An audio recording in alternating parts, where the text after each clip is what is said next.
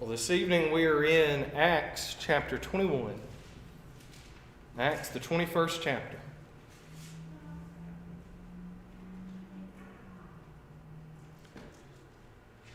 Let me get over there. As you're turning, or you've probably made your way there by now, let's think a little bit about the last thing that Paul did, or that Paul said there to the brethren in Ephesus before he begins to make his way and make his journey on into Jerusalem. Remember, he gives them a speech. Does he go to Ephesus, or does he call the elders to him? Which does he do? He calls them, right? And he calls them, I believe he's at Miletus at the time. And then he warns them.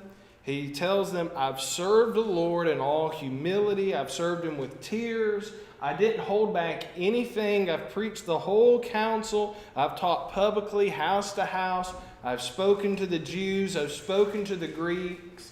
But I've been compelled to go to Jerusalem. He's wanting to go there. Remember, he's hoping to be there by Pentecost. We're going to learn this evening. Or at least perhaps he doesn't make it. If he does make it there, it's not mentioned that he made it by Pentecost. So we really don't know. But the time, it'll be very short a short window if he's going to make it within that 50-day timeline between the end of Passover and the beginning of Pentecost. Nonetheless, the Spirit had warned him, and he's going to receive some more warnings along the way. And because he believes he's not going to see them again, he's giving them his final farewell and sending them off in that fashion. In particular, he warns them quite a bit there. And he warns them warns those elders of the church there about the flock. And what was his warning about the flock? That when he leaves, savage wolves are going to come in among them. That's his warning. Savage wolves are going to come in. In fact, they're already there. Some of them are already in your midst. They're a part of your group already. So be on the guard. And so he committed them to God's care. And he's shown them how he had worked hard. And he encouraged them to remember the words of the Lord Jesus, how it's better to give than to receive. You see that final farewell, that embrace that he shares with those men at that time. It says they embraced him, they kissed him, and they're grieved over this, and rightfully so. Anyone that we love, if we know that they are about to pass on to the next life, or we know that we won't see them ever again, more than likely, we usually are grieved. We may not always be grieved to tears, but if it's someone we're close to, we usually are. And so they all cry out there, and then they believe that they will see him no more. Now, as he's done that, he has written perhaps a couple more letters. He sent those off, and then he bids them that final farewell. I'm trying to get over there in our on this slideshow still. And then he, after expressing that, he is ready to depart these elders, and he's going to set his course straight to Kos, an island, then on the next day to Rhodes, to Patara, to Phoenicia, and he's just going to keep going. He's going to be moving swiftly at most of these places as he's working his way on to Jerusalem. So we're there in verse 21 chapter 21 of Acts. And we're in verse 1. And it says, when he parted from them, he set sail. He ran a straight course to Kos, next to Rhodes, to Patara. Having found a ship crossing over to Phoenicia, we went aboard and set sail. When we came in sight of Cyprus, leaving it on the left, we kept sailing on to Syria and landed at Tyre, for there the ship was to unload its cargo. After looking up the disciples, we stayed there 7 days. And they kept telling Paul, through the Spirit, not to set foot in Jerusalem. When our days there were ended, we left and started on our journey, while they all, with wives and children, escorted us until we were out of the city. After kneeling down on the beach and praying, we said farewell to one another. Then we went on board the ship, and they returned home again. So Paul and his company, they have made their way, and you can see maybe the names of these cities as they've worked their way down, and they're highlighted in red from Cos to Rhodes to Patara, and then he boards the ship and makes his way to Tyre.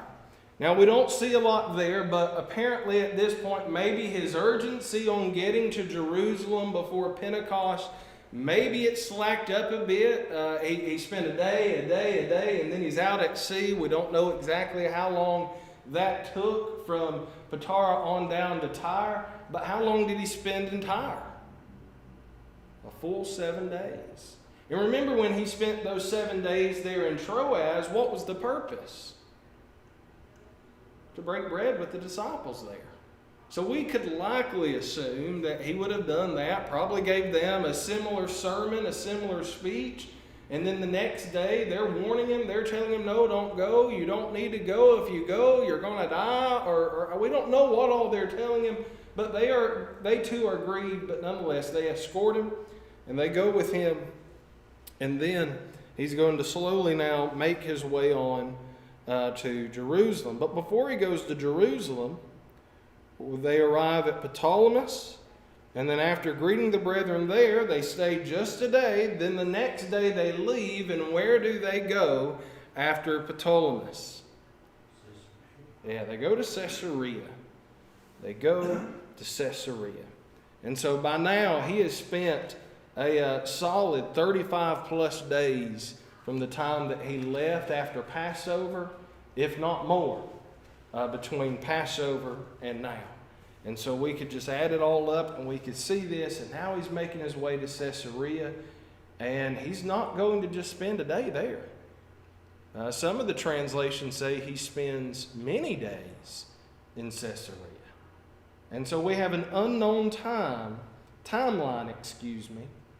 that he is there while in Caesarea. But Paul is headed for trouble. And I don't think he's dragging his feet, because we've seen already, and we will continue to see, that Paul, his attitude about death, what is it? What is his attitude about death? He's not worried about it. He's not worried about it. He wrote to the Philippians, to live as Christ, to die as gain. But he thought it was better to live on their behalf. He's told the Ephesians, look, if I'm to die, then so be it. I will die for the cause of Christ. And he's going to say that again before he even gets to Jerusalem, and again, over and over. He is ready to be poured out like a drink offering at any time on behalf of the Lord. But when there was work to be done, or when there was aid that he could provide for the kingdom, he did it. And so we know that that is what he's going to be doing there with Philip, with his daughters, and the brethren in Caesarea. So let's keep reading. Verse 8, on the next day we left and came to Caesarea, and entered the house of Philip the evangelist, who was one of the 7, and we stayed with him. So we've identified who this Philip is.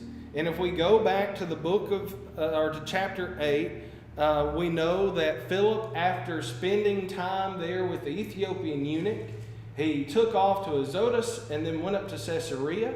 And we know not whether or not if he ever left Caesarea or not, but he's there now. He has his own house there, it seems, and likely has spent some 25 years, if he never left, 25 years within that city, preaching and teaching.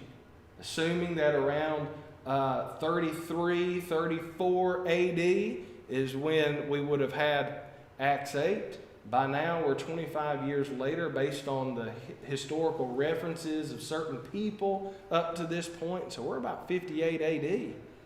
And so we're moving through our timeline there, and we're following along. And so he's there with Philip. And what else do we know? It said there, he was one of the 7. What 7 is he talking about? That's Acts 6, when they had a dispute about the Grecian widows not being served right. Yeah, they're being neglected, we know, in the daily distribution of food. To what extent, again, there's a lot unknown, and a lot of people will say that these men are kind of set up like the first deacons within the church. They are the first ones that are really being recorded, set up to serve like that. And so those men would do that. We learned a lot about their characteristics too, how good they were, holy men of good repute, full of the Spirit. And so that there's that list there. And then we followed that story of Stephen, and then we followed the story of Philip, and so now we have him here. We also learn, we're going to learn here, that at some point, he was already married, or if Acts 6 was a sign of the early deacons, well then he would have had to have been married already. But we learn that he has had daughters. And these daughters, verse 9, what sort of gift did they have, or what did they do? And this is something I've often wondered about and talked about, right? Yeah, they prophesied. Some would say, well, that means that they're just speaking the words. But we know that there were some women who had special gifts. So how does that fit within Scripture? If we have women who are prophesying, we have text in 1 Corinthians about them remaining silent, and even in the letter to Timothy, that they are not to have authority over a man, meaning they're not to teach over a man there. So how would they be able to prophesy? Or how would they be able, if it's just to teach in some regard, to profess the word, how could they do that? Well, for sure, they could do it privately. Absolutely. Don't have to stand up in the midst of the congregation. That's right. A whole host of men. That's right. They did not have to usurp that authority. And we wouldn't think that they would either, based on this text by any means. In fact, we don't really read of them speaking even at all here amidst these guys. They could do it privately. Perhaps if it was such as the case with Lydia, remember there were no men around with her. It was just her and all these other women there back in Philippi. And then Paul comes along. So it could be something like that. Did you have something, Jim? It said here, the early church, the spirits were given, or gave the gifts of prophecy to anyone he might choose. Leader, layman, man, or woman. Mm-hmm. And that was his discretion to do. They were merely mouthpieces for some truth God desires to make known. Mm-hmm. That's right. Well, So- my reference here in this New King James Version as a reference goes back to Joel 2:28. Fulfilling that prophecy. And of course, we've said that in the past, and we won't go down that Right. rabbit path, but women also did things in addition to the men. That's right. They had special gifts. And some men would stand up there in front of you and argue you blue in the face that they were not there on the day of Pentecost and this and that and the other. And I had a brother-in-law that he died. And you could not talk to him about that because he was absolutely right. Right. And we can see that from other texts that they did. In Acts 2, Peter talks about that, the fulfillment of it, and said it's happening now. Right now. It's happening So, right now. But yeah, we don't have to go down that trail. We've done it. But nonetheless, we have these daughters being called out specifically in that regard. So we know that they were doing some sort of work within the city of Caesarea. To what extent, we know not. But there is someone named Agabus, verse 10, who's going to come. And when he comes, he's going to have a message. And so let's look at verse 11. So coming to the town, he took Paul's belt and bound his feet. He bound his hands and said, "This is what the Holy Spirit says. In this way, the Jews at Jerusalem will bind the man who owns this belt and deliver him into the hands of the Gentiles." So a prophet, based on being filled with the Spirit in that sense, we can discern from that and assume that he would have been a disciple and a Christian based on the context being brought into this. And the Spirit has said, look, this is going to happen. And imagine what's going through Paul's mind. Still no fear. But that's probably weighing on him a little bit. He's got a big job ahead of him. And so all those prayers that he's offered and have asked others to offer for boldness and the ability to continue on, he's needing every one of those at that time. Well, the next verse, which you're going to read it, Luke gets involved with it too, so he's trying to convince Paul not to go there. Yeah. Luke's about to get He involved. says we. He's still with them. He says we. That's right. So he's still with them at this point. We've already, I don't know if he's fallen off the trip since he joined them last time that we noted the we passage, but we've had the we's throughout this chapter so far. And now Luke and other disciples there, they're going to try to convince him otherwise. But it's the Lord's will that this must be done. So let's read that, verse 12. When we heard this, we as well as the local residents began begging him not to go to Jerusalem. Then Paul answered, "What are you doing, weeping and breaking my heart? For I am ready not only to be bound, but even to die at Jerusalem for the name of the Lord Jesus." And since he would not be persuaded, we fell silent, remarking, "The will of the Lord be done." And that is so important, isn't it? We go back, of course, to Matthew the 6th chapter, when Jesus teaches his disciples after they ask how to pray. He teaches them how they are to pray. And one of the last things that he says is, "For thy will be done both on earth as it is in heaven." He prays for thy will be done. That's a part of our daily prayer life.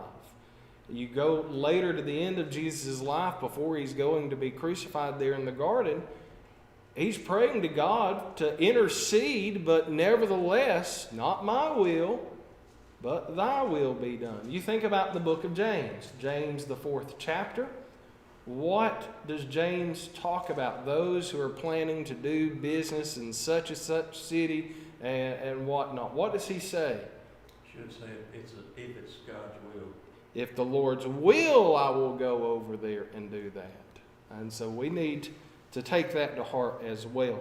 And even Paul, in the way that he speaks to them, he's emphasizing that.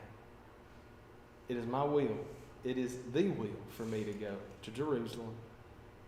And then they say, "Well, let the Lord's will be done." If we could adopt that mentality, how different our lives would be every day, living for the will of God and of His Son. So after these days, verse 15, we got ready and started on our way up to Jerusalem. Some of the disciples from Caesarea came with us, taking us to Nason of Cyprus, a disciple of long standing with whom we were to lodge. We don't know a lot about him. But if he's a disciple of long standing, what does that mean? Sound like he's a good man. Yeah. Good man, faithful man. One who's going to serve the Lord. He's continued on, he's weathered the storms. They arrive in Jerusalem. The brethren received them joyfully. They received them gladly. They rejoiced. The following day, Paul went up with us Paul went in with us to James, and all the elders were present. Which James is this? Which one is it likely? The Lord's brother, yes. It's likely Jesus' brother, as far as we know. We don't have any other descriptors of him at this time, so we will assume that. We know that one of the Jameses, James, one of the apostles, what happened to him? He's already been what? He's already been killed at the hands of what's Herod? All right.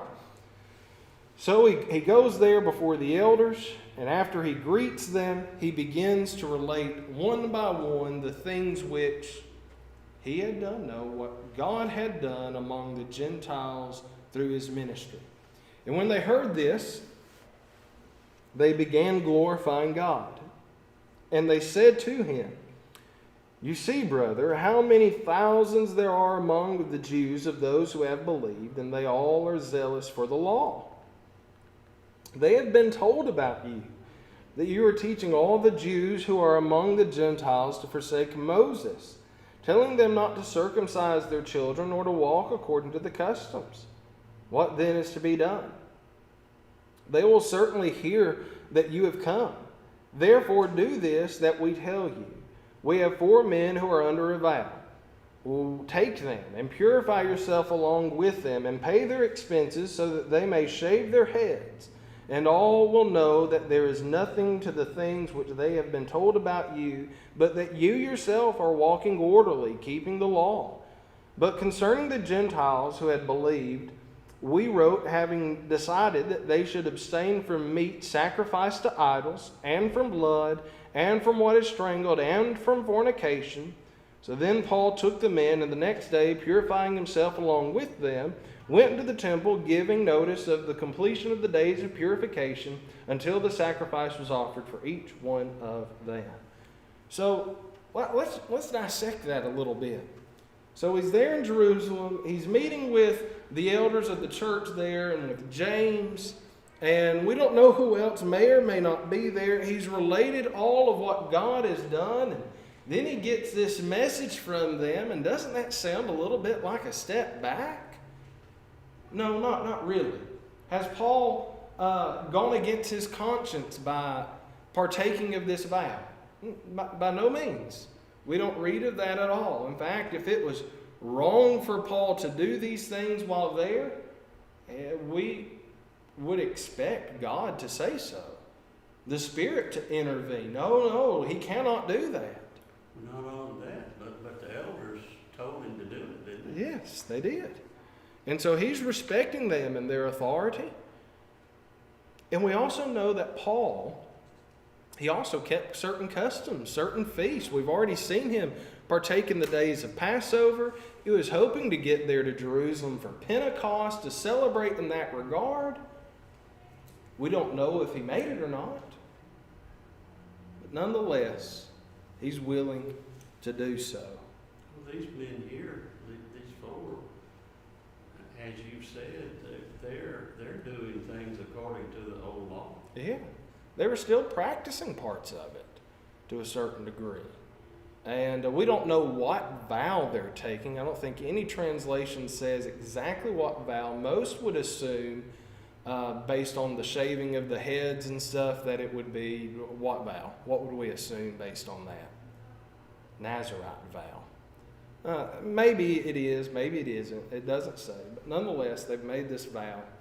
And we know that in the Nazirite vow, the day of cleansing, they would always shave their heads at the end. So that's why that would be a logical conclusion, if we will. But Paul would pay for the sacrifices that they were to offer, the expenses that incurred, and in that way he would show that he had no objection really to Jewish Christians following their traditions, right? And he himself, as I've already said, he's not objective to that. Where does the issue lie? Does the issue lie in circumcision? No, it lies in binding circumcision as a requirement of the new law, of the law of the covenant that's made with Jesus Christ. So this action, and we could see it in Romans 14 in particular, where he basically, just to paraphrase it, when it comes to certain feasts or traditions, he's to each his own, right? And how they shouldn't go against their consciences in that matter. But the vow of these men, his vow is one that they're taking, and in particular, the days of what? What did it say? Purification, right? Isn't that there? When those days were up, what would be a purification sacrifice? Why would they do that? They needed to be purified. Perhaps from being unclean, perhaps from some sin, some error that they had committed. Well, we don't know what they have done. But this seems to be more of just, for, in Paul's case, a sign to the Jews. Look, I'm not against you doing these things. Rather, we cannot bind them on anybody else. In fact, the end of that speech that, I don't know if it's James speaking or the elders there, but at the end of that speech, he says, this is what we have to bind on the Gentiles. As far as some of the things that were found in the law, these are those things: abstaining from these idols, from fornication, from blood, the meat offered to them in that regard. Those were the things that they had to do. Something else I don't understand about Paul, it appears to me that they're saying, you go ahead and pay their expenses. Well, what's that all about?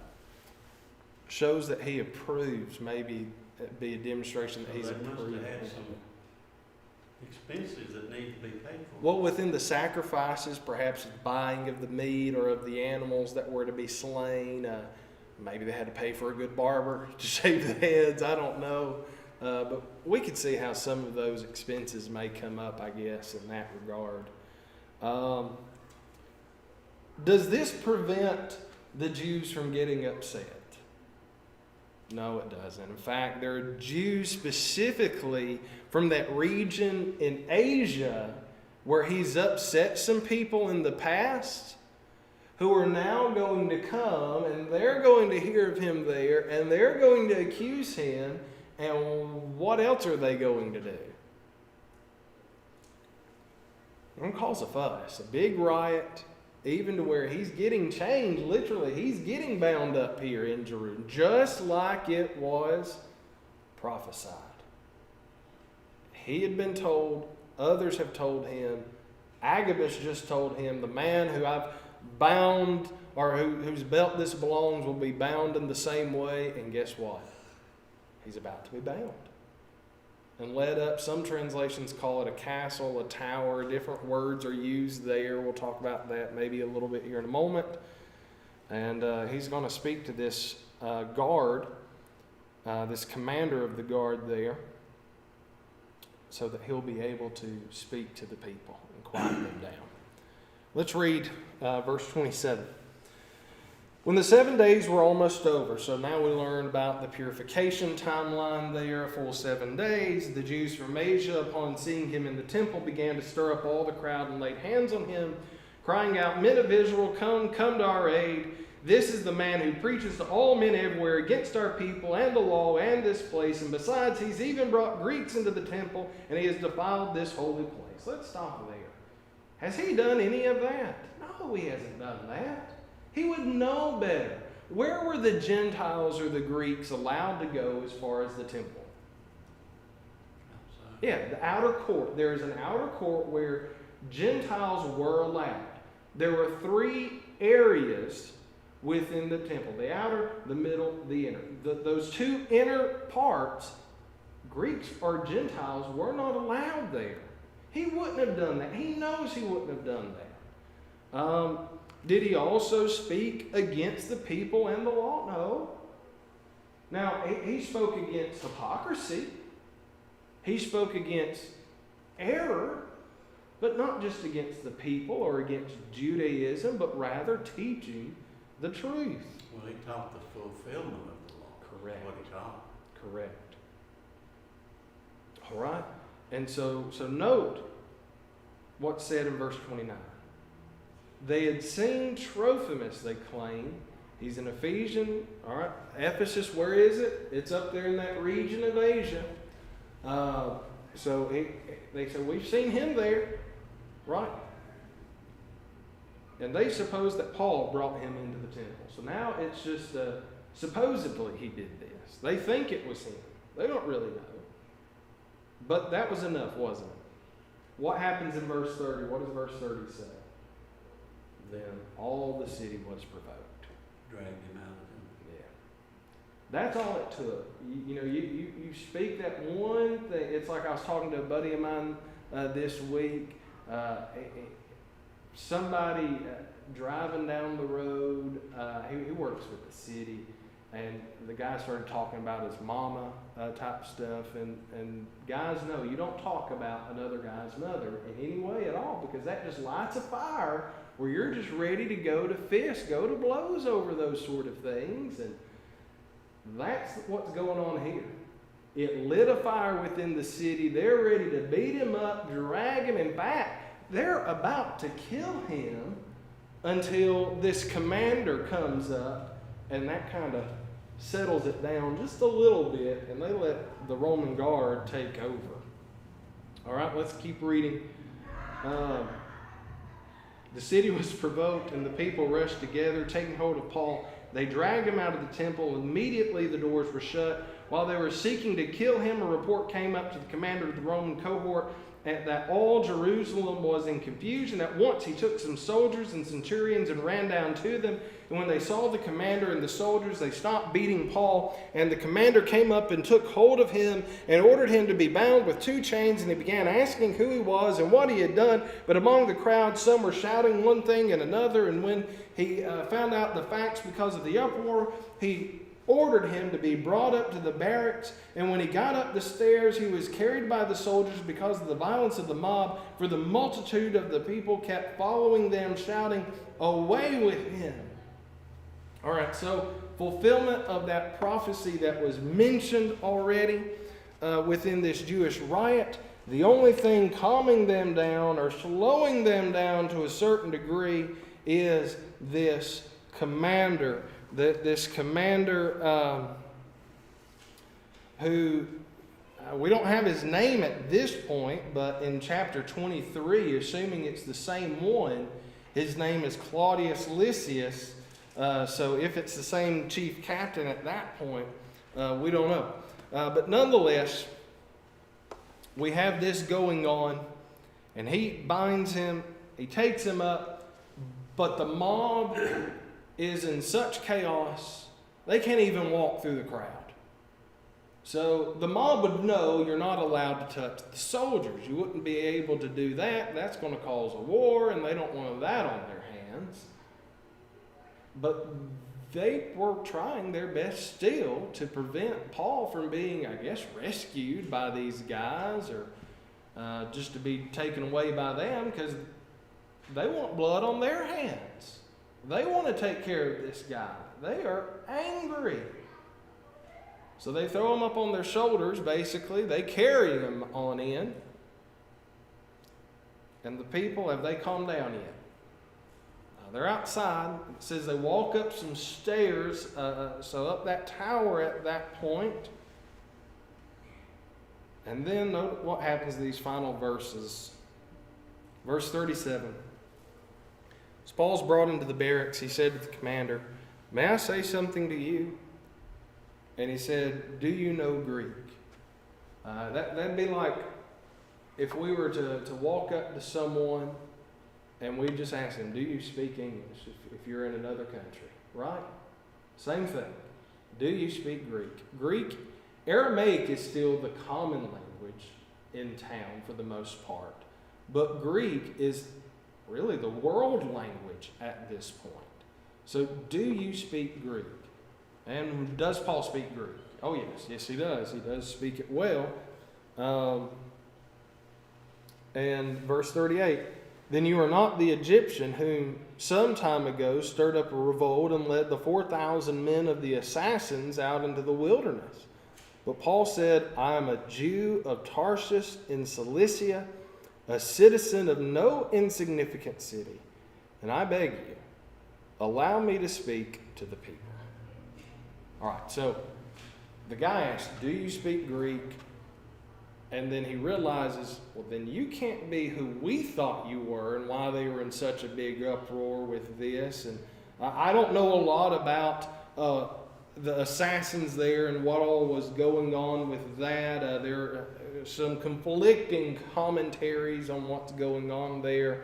So you can do some research on that if you would like. But I'm more focused in now on what Paul says. He tells them he's a Jew. He tells them where he's from. But he even notes this little tidbit there.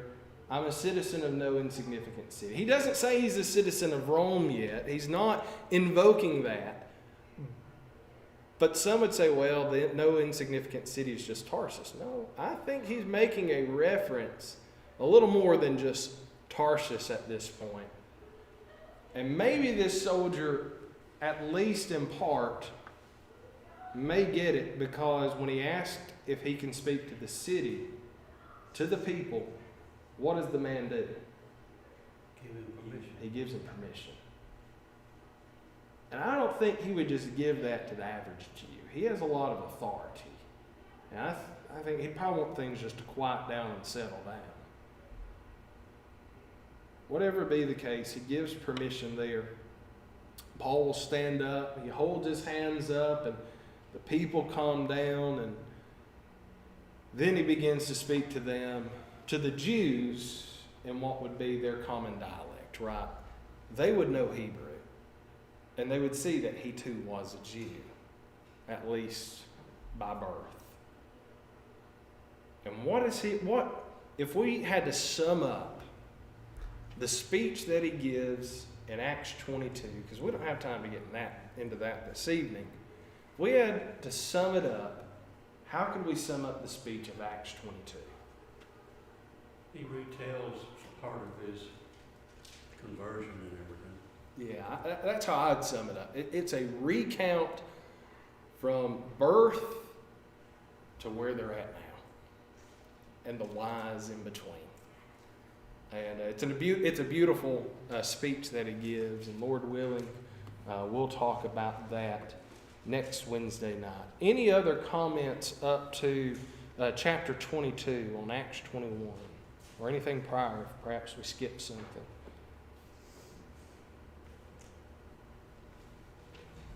Well then, Lord willing, then, well, like I said, we'll pick up in Acts 22 next time. And we'll just wait for the others to join us.